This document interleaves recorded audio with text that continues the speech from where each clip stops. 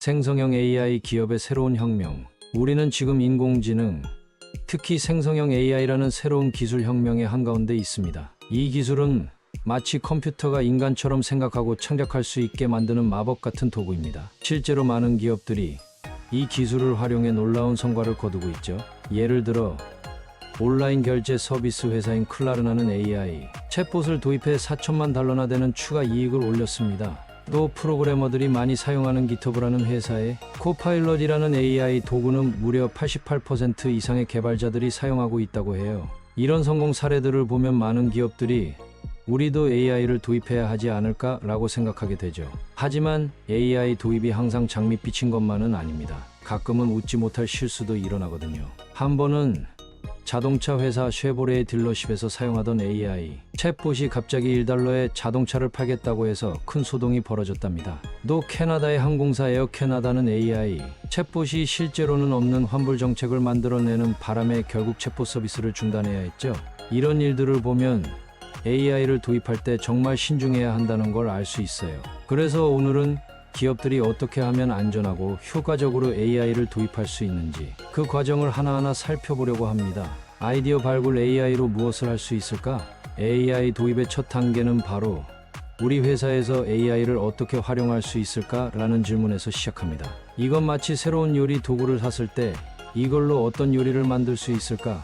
생각하는 것과 비슷해요. 이 단계에서는 회사의 여러 부서 사람들이 모여 브레인스토밍을 합니다. 제품 담당자, 엔지니어, AI 전문가들이 한자리에 모여 아이디어를 나누는 거죠. 이때 중요한 건 고객의 여정 전체를 생각해 보는 겁니다. 예를 들어 옷을 파는 회사라면 고객이 옷을 검색하는 순간부터 구매하고 배송받기까지의 전 과정을 살펴보는 거예요. 이 과정에서 다음과 같은 질문들을 고민해 봐야 합니다. AI로 지금 당장 할 수 있는 일은 뭘까? 우리 제품에 AI를 어떻게 접목시킬 수 있을까? AI가 있어서 이제는 해결할 수 있게 된 문제들은 뭐가 있을까? 어떤 데이터를 사용해야 할까? 그리고 그 결과물은 어떤 모습일까? 위험은 없을까? 있다면 어떻게 줄일 수 있을까? 우리 업계에서 앞으로 AI를 어떻게 사용하게 될까? 인간이 같은 정보와 시간을 가지고 있다면 AI가 하려는 일을 할 수 있을까? 여행 정보 사이트인 트립어드바이저의 사례를 한번 볼까요? 그들은 AI를 활용해 여행 계획을 세우는 도구를 만들었어요. 트립어드바이저는 엄청난 양의 데이터를 가지고 있었거든요. 매달 4억 명이 넘는 사용자, 10억 개가 넘는 리뷰, 그리고 400만 개가 넘는 레스토랑 정보까지요. 이 방대한 데이터를 AI와 결합하니 정말 강력한 여행 계획 도구가 탄생했죠. 트립어드바이저의 데이터 및 AI 책임자인 라울 토드카는 우리는 사용자의 여정을 자세히 분석하고 우리가 가진 데이터를 실제로 쓸모있게 만들어 사용자들의 신뢰를 얻었어요 라고 말했습니다. 그들은 이렇게 했대요. 사용자의 입장에서 생각하기, 가장 큰 문제점 해결하기, 품질 관리와 사용자 의견 수렴 시스템 만들기. 그 결과는 어땠을까요? 여행 일정을 만든 사용자들은 그렇지 않은 사용자들보다 일주일 내에 다시 사이트를 방문할 확률이 훨씬 높았어요. 여행 일정을 만든 사용자들은 평균적인 사용자보다 3배나 많은 수익을 창출했대요. 2023년에는 수익이 16%나 증가해서 $5억 3,300만 달러에 달했습니다. 인기 있는 여행지 페이지에 AI가 추천한 콘텐츠를 넣었더니 사용자들이 그 정보를 저장하는 비율이 15% 이상 늘었대요. 이렇게 트립어드바이저는 AI를 활용해 사용자들에게 더 나은 서비스를 제공하면서 동시에 회사의 수익도 크게 늘릴 수 있었습니다. 실험 단계 아이디어를 현실로 만들기. 자, 이제 좋은 아이디어가 생겼다고 칩시다. 그런데 이 아이디어가 정말로 실현 가능할까요? 이를 확인하는 단계가 바로 실험 단계입니다. 이 단계에서는 작은 규모의 개념, 증명 Proof of Concept, POC를 만들어 여러 가지 방법을 시도해 봅니다. AI 모델들은 조금씩 다른 특성을 가지고 있어서 여러 모델과 방법을 실험해 봐야 해요. 이건 마치 새로운 요리를 개발할 때 여러 가지 재료와 조리법을 시도해 보는 것과 비슷합니다. 이 단계에서 고려해야 할 중요한 점들이 있어요. 어떤 AI 모델을 선택할까? AI 모델에는 크게 두 가지 종류가 있습니다. 일기 전문가 모델 BRT라는 모델이 대표적이에요. 이 모델은 정보를 찾아내고 텍스트를 분류하는 데 탁월해요. 쓰기 전문가 모델 GPT-4, 라마3, 클로드 3.5 같은 모델들이 여기에 속합니다. 이들은 인간처럼 자연스러운 대화를 할 수 있어요. 비가격과 속도는 어떤가요? AI 모델의 성능뿐만 아니라 얼마나 빨리 응답하는지, 얼마나 많은 정보를 처리할 수 있는지도 중요합니다. 어떻게 AI에게 질문할까? 프롬프트 킵업. AI에게 질문하는 방법도 여러 가지가 있어요. 예시 주기. AI에게 몇 가지 예시를 보여주고 비슷한 일을 해달라고 요청하는 거예요. 단계별로 생각하게 하기. AI에게 최종 답변을 내기 전에 어떻게 생각했는지 단계별로 설명해달라고 요청하는 방법이에요. 추가 정보 제공하기. AI에게 관련된 정보를 더 주면 더 정확한 답변을 얻을 수 있어요. 여기서 특별히 주목할 만한 기법이 있는데 바로 검색 증강 생성 RAG Retrieval Augmented Generation이에요. 이 방법은 마치 AI에게 참고 도서관을 제공하는 것과 같습니다. AI가 질문에 답할 때 이 도서관에서 관련 정보를 찾아 참고하는 거죠. 이렇게 하면 AI가 더 정확하고 신뢰할 수 있는 정보를 제공할 수 있게 됩니다. 예를 들어 회사의 제품에 대해 질문하는 챗봇을 만든다고 해봅시다. RAG를 사용하면 챗봇은 회사의 공식 문서나 제품 설명서를 참고해서 답변을 만들 수 있어요. 이렇게 하면 챗봇이 잘못된 정보를 제공할 가능성이 훨씬 줄어들겠죠. D작은 모델 만들기 구축. 정보를 어떤 형식으로 주고받을지 정합니다. 예를 들어 JSON이나 XML 같은 형식을 사용할 수 있어요. 여러 단계로 나눠 AI에게 질문합니다. 한 번에 너무 많은 걸 요구하면 AI가 혼란스러워할 수 있거든요. 새로운 정보를 다룰 때는 AI를 처음부터 다시 학습시키는 것보다 필요할 때마다 정보를 찾아보게 하는 게 좋아요. 비용을 줄이고 속도를 높이기 위해 자주 사용하는 정보는 미리 저장해둡니다. 이 작은 규모로 테스트하기. 표준화된 질문 목록을 만들어 AI의 성능을 테스트합니다. 처음에는 적은 수의 테스트로 시작해서 점점 늘려갑니다. 이런 방식으로 실험을 하면 AI가 실제로 어떻게 작동하는지, 그리고 우리 아이디어가 현실에서 얼마나 잘 작동할지 알 수 있습니다. 고객 지원 회사인 젠데스크의 사례를 볼까요? 젠데스크의 AI 책임자인 아크샤야 머신은 회사 내에서 AI로 해결할 수 있는 문제들을 찾아냈어요. 하지만 모든 문제를 한꺼번에 해결하려고 하지 않았죠. 대신 작은 프로토타입을 만들어 하나씩 테스트해봤습니다. 그들의 첫 번째 프로토타입은 시스템 간 정보 전달을 자동화하는 것이었어요. 재미있는 점은 비즈니스팀 사람들에게 간단한 프로그래밍 도구를 줘서 직접 AI를 실험해 볼 수 있게 했다는 거예요. 이렇게 하니 기술팀의 도움 없이도 비즈니스팀이 직접 문제를 해결할 수 있었죠. 그 결과는 어땠을까요? 코드를 작성하는 속도가 5% 빨라졌어요. 고객의 질문에 대답하는 시간이 몇 주에서 몇 초로 줄어들었대요. 지금은 더 발전해서 고객과의 대화 80%를 AI가 혼자 처리할 수 있게 되었습니다. 이렇게 작은 실험들을 통해 젠데스크는 AI의 실제 효과를 확인하고 점진적으로 AI 기술을 확장해 나갈 수 있었습니다. 3점 우선순위 설정. 어떤 AI 프로젝트를 먼저 할까? 여러 가지 실험을 해보고 나면 이제 어떤 AI 프로젝트를 먼저 시작할까? 라는 질문에 답해야 합니다. 이 단계를 우선순위 설정이라고 해요. 회사의 모든 자원, 시간, 돈, 인력은 한정되어 있기 때문에 가장 중요하고 효과적인 프로젝트를 먼저 진행해야 합니다. 이때 고려해야 할 요소들이 있어요. 실현 가능성. 이 AI 프로젝트를 정말로 만들 수 있을까?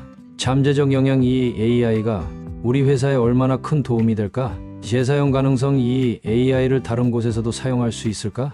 속도. 이 AI가 얼마나 빨리 작동해야 할까? 이런 요소들을 고려해서 각 AI 프로젝트의 점수를 매기고 가장 높은 점수를 받은 프로젝트부터 시작하는 거예요. 보안 회사인 드라타의 사례를 살펴볼까요?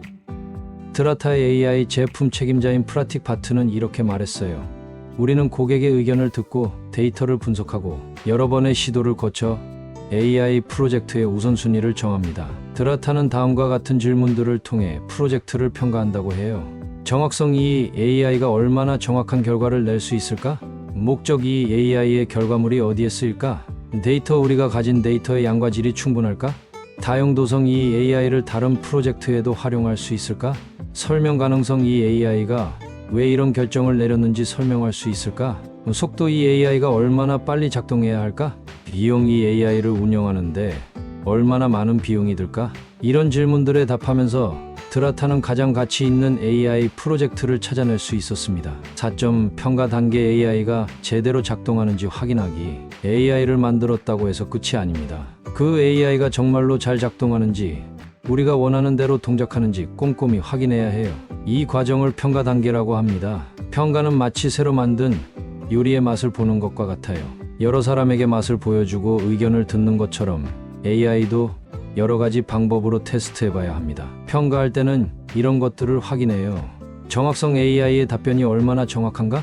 일관성 AI가 항상 비슷한 질문에 비슷한 답변을 하는가? 적절성 AI의 답변이 상황에 맞는가? 안전성 AI가 위험하거나 부적절한 내용을 말하지는 않는가? 속도 AI가 얼마나 빨리 답변하는가? 비용 AI를 운영하는데 얼마나 비용이 드는가?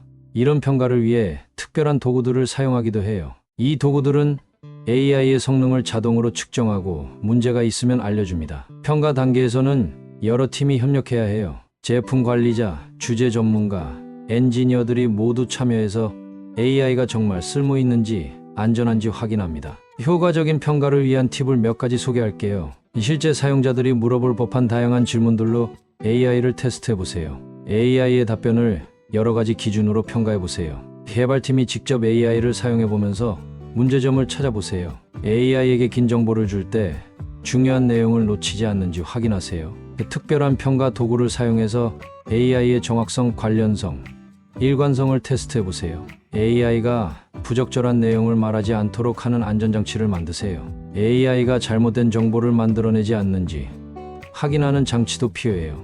때로는 AI를 평가하기 위해 또 다른 AI를 사용하기도 해요. 이런 방법은 주관적인 평가에 특히 유용할 수 있습니다. 예를 들어 우버와 비슷한 서비스를 제공하는 회사인 볼트의 사례를 볼까요? 볼트는 고객 서비스를 위한 AI 챗봇을 만들었어요. 이 챗봇 덕분에 자동으로 처리되는 고객 문의가 15%에서 30%로 늘었고 사람이 처리해야 하는 문의는 5,070%나 줄었답니다. 볼트의 AI 챗봇은 이렇게 작동해요.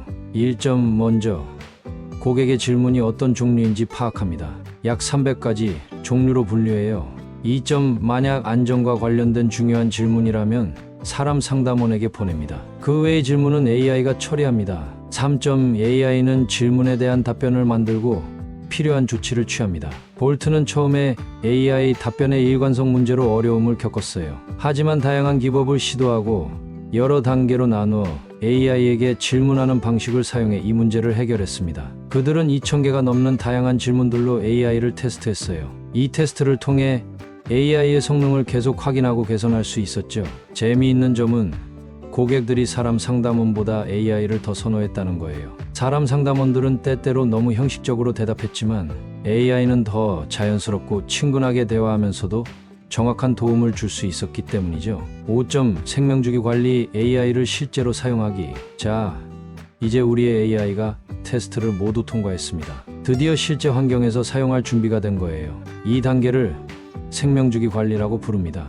이 단계는 마치 새로 만든 요리를 실제 레스토랑 메뉴에 올리는 것과 비슷해요. 손님들의 반응을 지켜보고 필요하다면 조금씩 수정해 나가는 거죠. AI를 실제로 사용할 때는 이런 것들을 해야 해요. AI의 모든 활동을 기록하세요. AI가 어떤 질문을 받았고 어떤 답변을 했는지, 얼마나 빨리 답했는지 등을 모두 기록해요. 전체 과정을 추적하세요. AI가 여러 단계를 거쳐 답변한다면 각 단계마다 무슨 일이 일어났는지 확인할 수 있어야 해요. 성능을 계속 지켜보세요. AI가 얼마나 많은 정보를 처리하는지, 얼마나 빨리 답하는지, 오류는 없는지 등을 계속 확인해요. 문제가 생기면 바로 알 수 있게 하세요. 예를 들어 AI가 너무 느리게 답변한다면 자동으로 알림이 오도록 설정하세요. 사용자의 반응을 수집하세요. 사용자들이 AI의 답변에 만족하는지 아니면 불만이 있는지 확인하세요. AI를 실제로 사용하다 보면 개선이 필요한 부분을 발견하게 될 거예요. 이때 AI를 수정하게 되는데 이 과정에서 주의할 점이 있습니다. AI의 모든 버전을 잘 관리하세요. 마치 요리 레시피의 여러 버전을 관리하는 것처럼요. 안정적인 버전은 그대로 두고 새로운 버전은 따로 테스트하세요. 새 버전의 AI를 적용하기 전에 이전에 받았던 질문들로 다시 한번 테스트해보세요. 문제가 생기면 언제든 이전 버전으로 돌아갈 수 있게 준비하세요. GitHub의 코파일럿이라는 AI 도구를 예로 들어볼까요? 코파일럿은 프로그래머들이 코드를 작성할 때 도와주는 AI예요. GitHub는 코파일럿을 이렇게 관리한대요. 1점 사용자들이 코파일럿을 어떻게 사용하는지 자세히 기록합니다. 2점 사용자들이 쉽게 피드백을 줄 수 있는 방법을 만들었어요.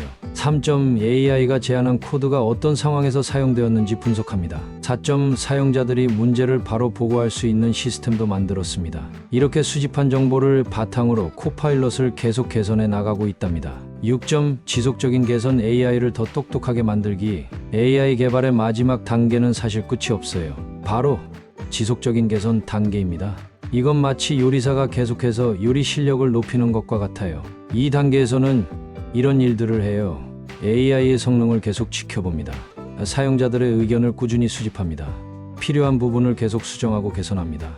AI가 실제로 사용되면 예상치 못한 상황이 발생할 수 있어요. 그래서 계속해서 AI의 행동을 관찰하고 문제가 있으면 바로 수정해야 합니다. 사용자들의 피드백은 두 가지 방식으로 수집할 수 있어요. 1점 직접적인 피드백. 사용자가 이 답변이 도움이 됐어요. 또는 이 답변은 별로예요 라고 직접 알려주는 거예요. 2점 간접적인 피드백. 사용자들이 AI와 어떻게 상호작용하는지를 관찰하는 거예요. 예를 들어 AI의 답변 후에 사용자가 더 많은 질문을 하는지 아니면 만족하고 대화를 끝내는지 등을 볼 수 있죠.